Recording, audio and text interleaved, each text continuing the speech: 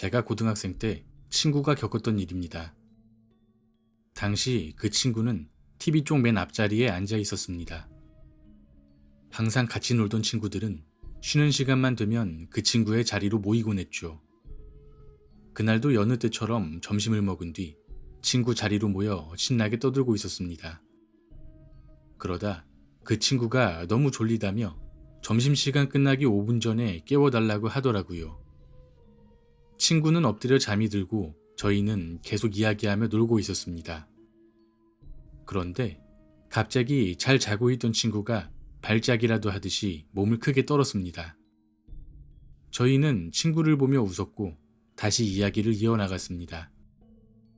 그때 친구가 갑자기 몸을 벌떡 일으키더니 펼쳐져 있던 책에 무언가를 적고는 누가 뒤에서 확 밀친 것처럼 다시 책상에 엎드려 자는 겁니다. 순간 이상한 낌새를 느낀 저와 제 친구들은 친구가 뭐라고 적었나 보기 위해 친구가 깔고 자던 노트를 펼쳤습니다. 책에는 알아보긴 힘들었지만 분명히 적혀 있었습니다. 깨워줘. 그 세 글자에 얼마나 소름이 돋았는지 모릅니다.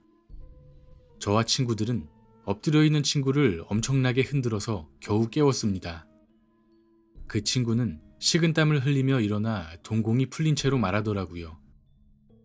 야, 고마워. 나 진짜 죽는 줄 알았다.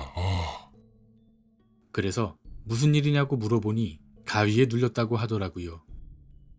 그 친구가 창문 쪽으로 고개를 돌린 뒤 엎드려 자고 있었는데 갑자기 너무 춥더랍니다. 한여름인데도 말이죠. 에어컨 때문인가 싶어 뭐라도 걸쳐야겠다 하고 몸을 일으키려 했지만 몸이 움직이지 않았다고 해요. 뭔가 이상하다 생각하며 동시에 눈을 떴는데 새빨간 옷을 입고 머리를 풀어헤친 여자가 보이더랍니다. 그 여자는 처음엔 얼굴에 눈, 코, 입이 없었는데 친구가 계속 보고 있으니 눈, 코, 입이 생기더래요. 그러더니 친구를 보며 씩 웃더랍니다. 일어나고 싶어? 그리고 그 귀신은 열린 창문을 가리키며 저 창문으로 나랑 같이 가면 일어나게 해줄게. 라며 기분 나쁜 웃음소리를 내더랍니다. 그 순간 친구는 이러다 죽겠다 싶어 온 힘을 다해 일어나 깨워줘라는 글씨를 적었고 그때 귀신이 등을 밀쳐 엎어졌다고 하더라고요. 그 뒤에 저희가 깨우니 웃음소리가 서서히 없어지며 몸이 움직이더랍니다. 정말로 다행이죠. 저희 교실은 5층에 있었거든요.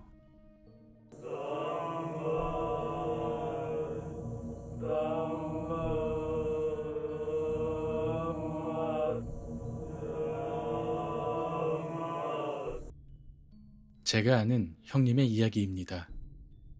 그 형님은 군복무 중이었는데 휴가를 얻어 친구들과 늦게까지 술을 마셨다고 합니다.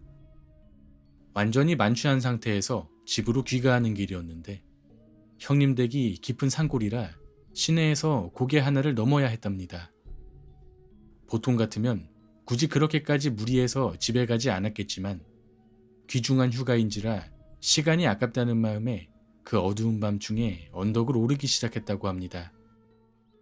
언덕 중턱쯤 올라갔을 때 길가에 어떤 여자가 서 있었다고 해요. 처음에는 대수롭지 않게 여겼답니다. 하지만 가까워질수록 여자가 가만히 서서 형님을 지그시 바라보고 있는 게 보이더랍니다. 미동 하나 없이 말이죠. 왠지 모르게 느낌이 이상했다고 해요. 사람이 아닌 것 같은 설명할 수 없는 기분이 들었다고 합니다. 그때 형님은 예전에 들었던 이야기가 떠올랐대요. 귀신과 눈이 마주쳤을 때 기싸움에서 지면 영혼이 빨려 들어간다는 말이요. 술기운을 빌려 형님은 그 여자에게 쳐다보지 말라고 고함을 질렀다고 합니다. 그런데 여자는 아무 반응도 없이 여전히 그 자리에서 똑같은 자세로 형님을 바라보기만 했대요. 표정 하나, 눈빛 하나 변하지 않고요. 그 표정이 너무 소름 끼쳤기에 형님은 되려 짜증이 치밀어 올랐답니다. 결국 그 여자에게 달려가 뺨을 몇 차례 때렸다고 합니다. 하지만 여자는 마치 죽은 사람처럼 반응 하나 없이 계속 형님만을 노려봤답니다. 그제서야 겁이 난 형님은 그 자리에서 도망치듯 언덕을 넘어 집까지 달려갔다고 합니다.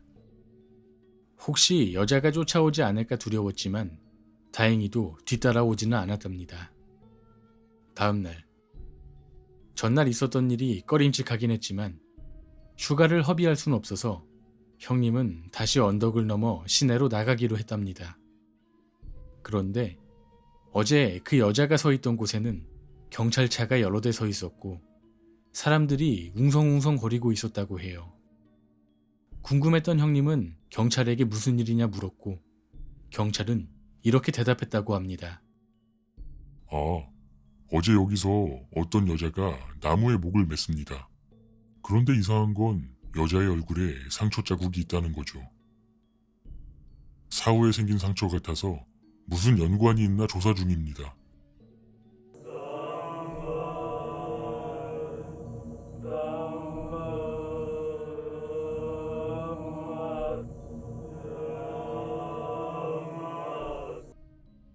한참을 자다가 깼다.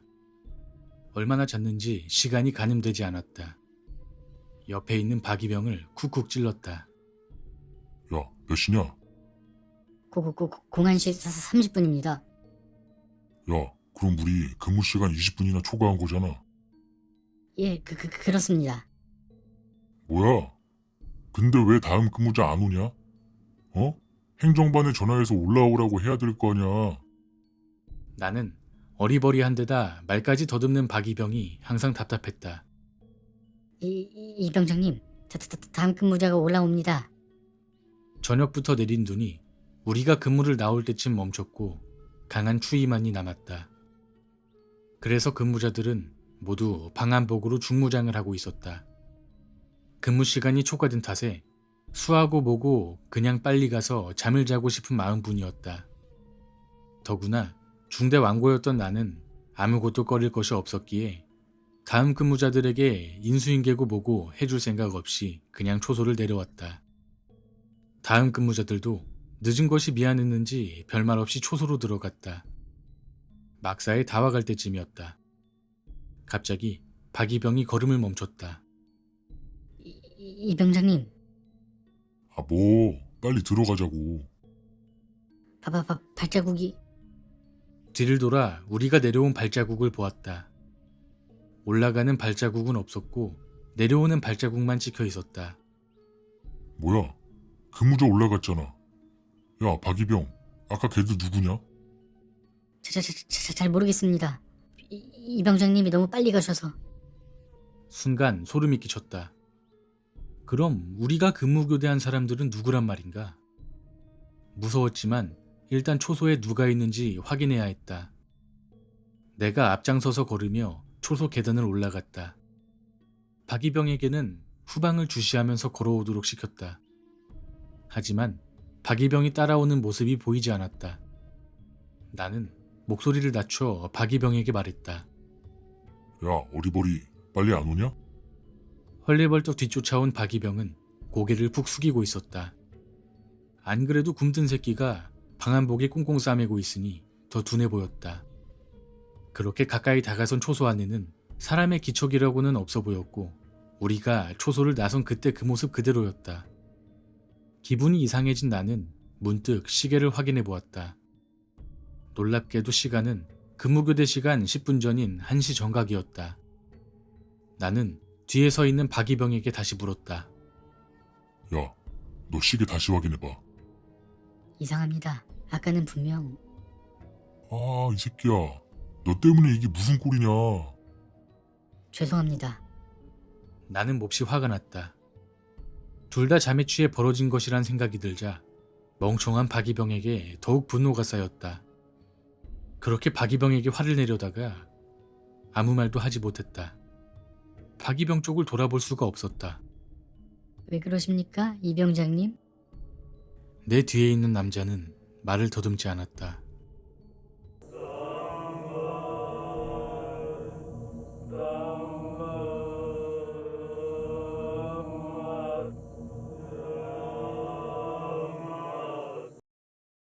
저는 평소에 잠을 설치는 일이 많습니다.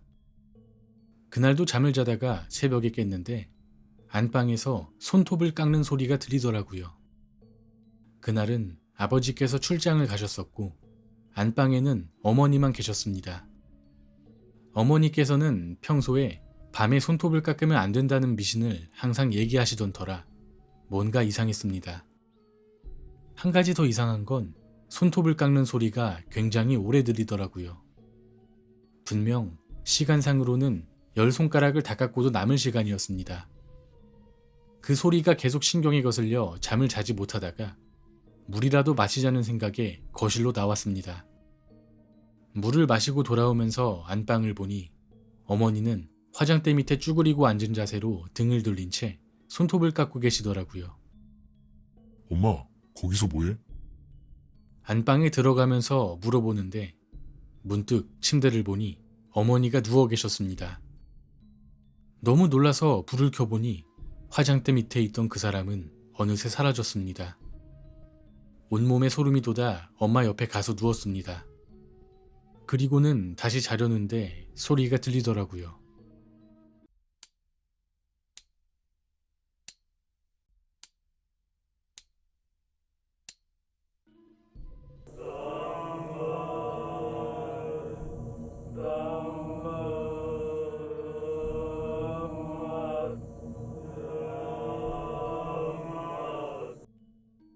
저희 삼촌이 어렸을 때 겪은 일이에요.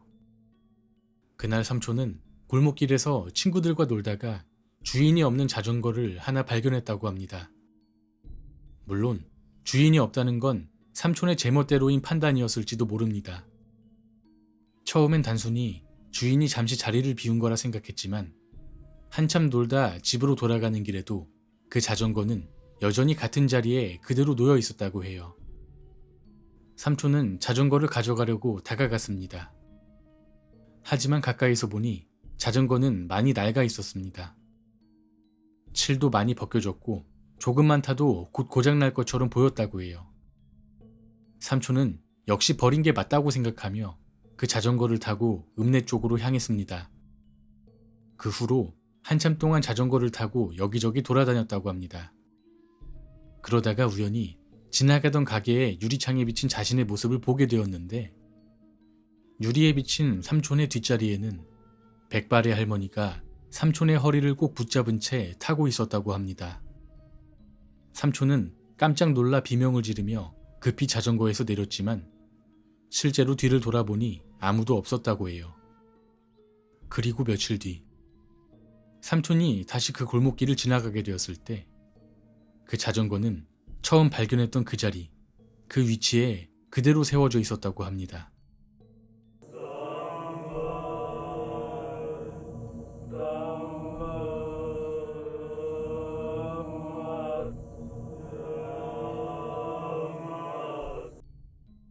친척 누나가 친구들과 함께 계곡에 놀러 갔대요. 다들 신나서 물놀이 준비를 하고 있었는데 친척 누나는 뭔가 이상한 기분이 들어서인지 계곡 쪽을 멍하니 바라보고만 있었대요. 친구들은 장난치고 물에 발도 담그고 웃으면서 노는데 친척 누나는 물가에 들어갈 수 없었답니다. 그러다가 한 친구가 물에 들어가려고 발을 담그는 순간 갑자기 친척 누나가 울면서 그 친구를 맞기 시작했대요. 너무 심하게 울부짖고 매달리니까 친구도 당황해서 결국 물에 들어가지 않았다고 합니다. 그렇게 분위기는 싸해졌고 모두 그대로 계곡에서 철수하게 되었답니다. 집에 돌아가는 길에 물에 들어가려다 말았던 그 친구가 조심스럽게 물어봤대요. 근데 왜 나만 안 된다고 한 거야? 다른 애들이 물에서 놀고 있을 때는 귀신들이 아무 반응이 없었어. 그런데 네가 발을 담그자마자 물 위에 떠있던 귀신들 전부가 일제히 고개를 들고 너만 뚫어지게 쳐다보더라고.